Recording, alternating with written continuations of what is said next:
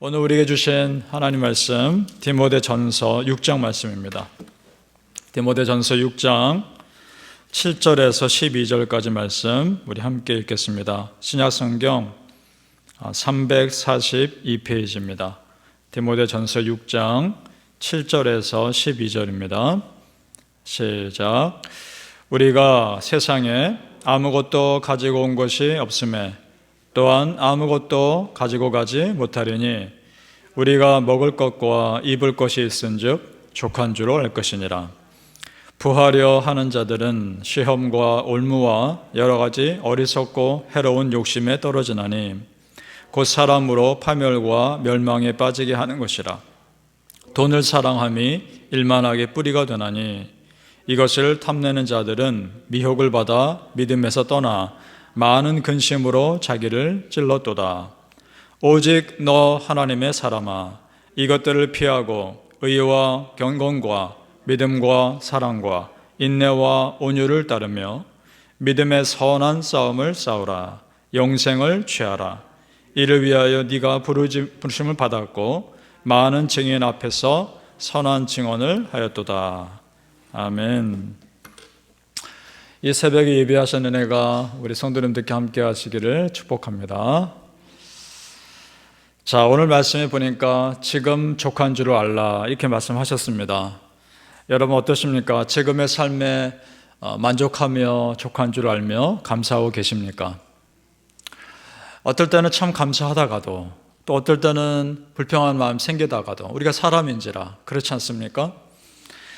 곰곰이 생각해 보면 과연 내가 언제 감사하고 있는가? 또 내가 언제 불평하고 있는가? 한번 곰곰이 생각해 보시면 내가 어디에 마음을 쏟고 있는지를 알 수 있습니다. 내가 감사하는 것에 더 마음을 쏟고 있을 겁니다.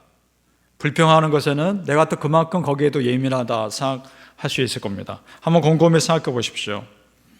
오늘 성경은 그래서 우리가 어떤 마음 자세로 살아가야 할 것인가를 분명히 말씀합니다. 7절 말씀이었습니다. 우리가 이 세상에 아무것도 갖고 온 것이 없음에 아무것도 가지고 가지 못하리니. 아멘. 빈손으로 왔고요. 우리는 빈손으로 갈 겁니다. 그러나 우리가 하나님 앞에 갈 때는 한 가지 가지고 가는 것은 있습니다. 믿음입니다. 그리고 하나님 앞에 믿음으로 설 것입니다. 그런 믿음이 우리에게 있기를 축복합니다.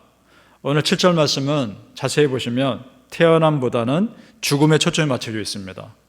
정말 죽음을 그런 마음으로 준비하며 살아가라, 이런 그런 의미가 있는 말씀입니다. 여러분, 우리가 앞으로 가야 할 천국은요, 이 세상 것 가지고 가지 못할 겁니다. 우리가 그렇게 귀하고 여겼던 어떤 물건이나 다 놓고 가야 되고요, 내가 그렇게 사랑하는 사람 다 놓고 나 혼자 하나님 앞에 가서 서는 겁니다. 아쉬움이 남죠. 그럴 겁니다. 그런데 누가 그러더라고요.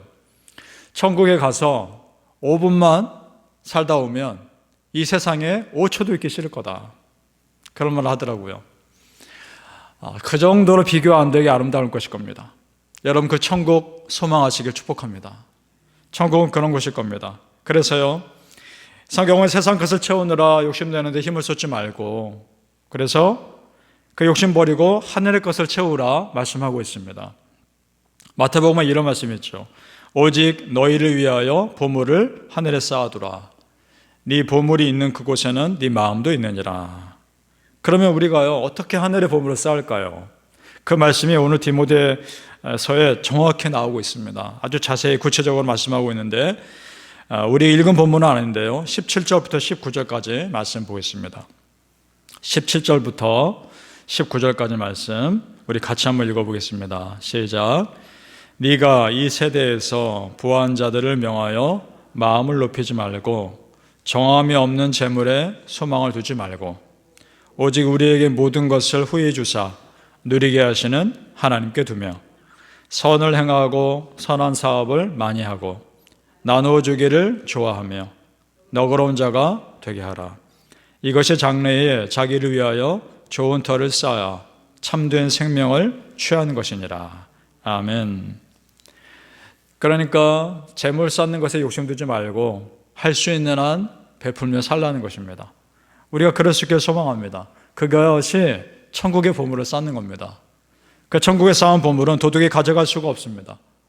자, 과연 여러분, 우리가 더 얼마나 벌어야, 얼마나 더 가져야, 있어야 만족하며 감사할 수 있겠습니까?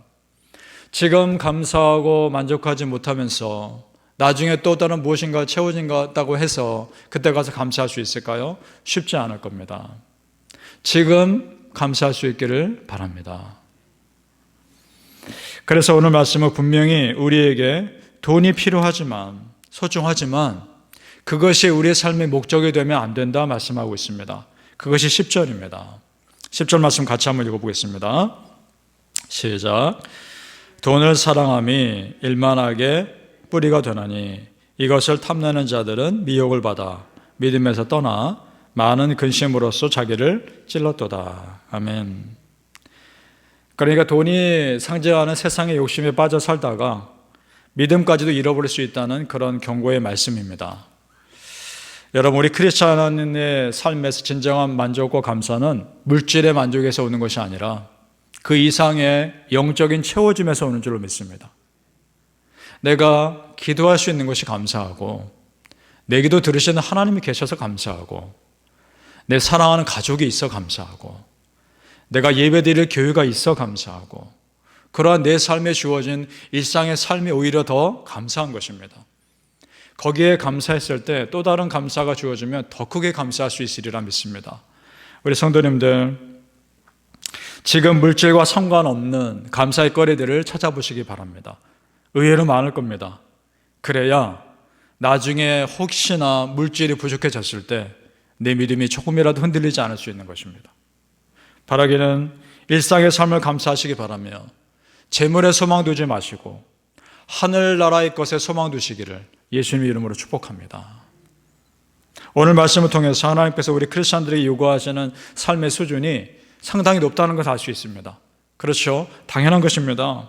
하나님을 믿는 사람과 믿지 않는 사람들은 삶의 자세가 다르기 때문입니다. 삶을 바라보는 생각이 다릅니다.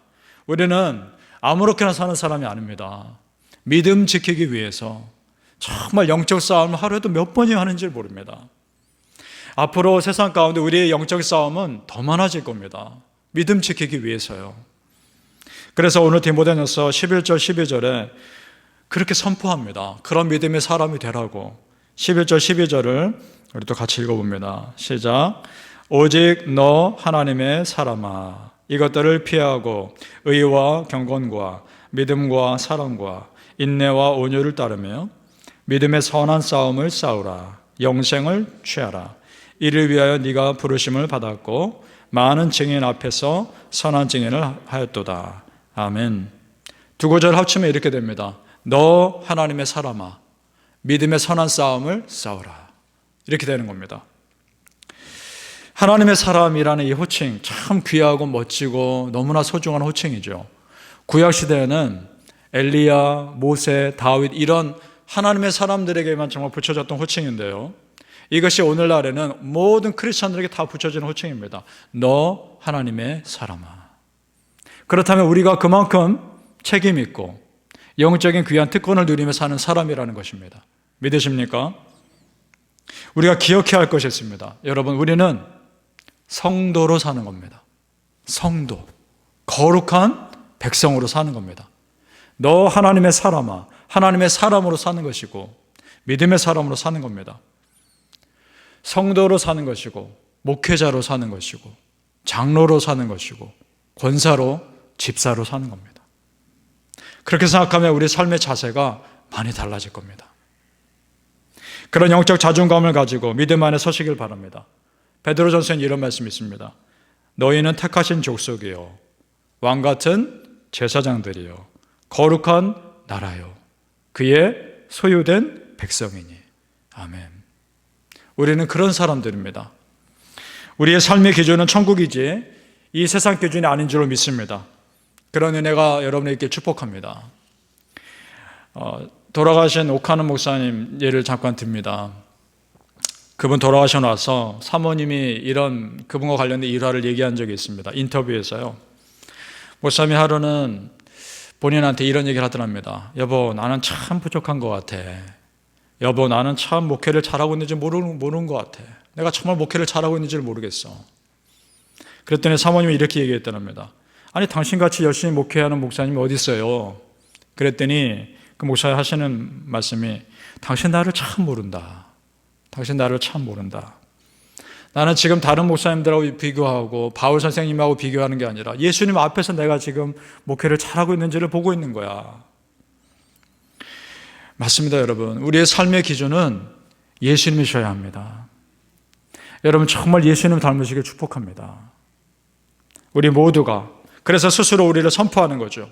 오직 너 하나님의 사람아, 오직 너 예수님의 사람아. 우리 모든 성도님들 하나님의 사람, 예수님의 사람 되시길 축복하고, 그것이 여러분의 기준이 될 수 있도록 항상 깨어 있으시기를 예수님